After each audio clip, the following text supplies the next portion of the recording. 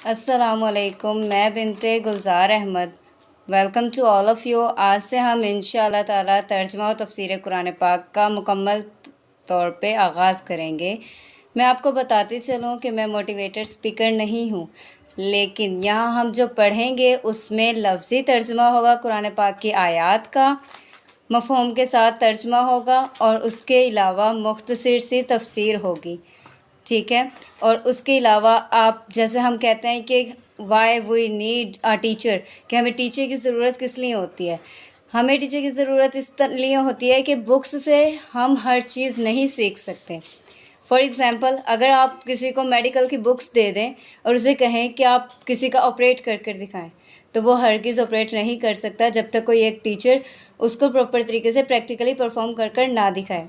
تو ہمیں قرآن پاک دیا گیا اور قرآن پاک کو سمجھنے کے لیے بھی اسی طرح سے ہمیں ایک ٹیچر کی ضرورت ہے، یعنی کہ ایک معلم کی ضرورت ہے جو ہمیں بتائے پراپر طریقے سے کہ قرآن پاک کا مطلب کیا ہے، اس کے میننگز کیا ہیں۔ ہمیں عربی میں قرآن پاک ہے، ہمارا ایشو کیا ہے کہ ہمیں عربک نہیں آتی۔ اگر ہم لوگ عربی ہوتے تو ہمارے لیے کوئی ایشو نہیں تھا، ہم عربی سمجھ کے بات سمجھ جاتے کہ اللہ تعالیٰ نے کہا کیا ہے۔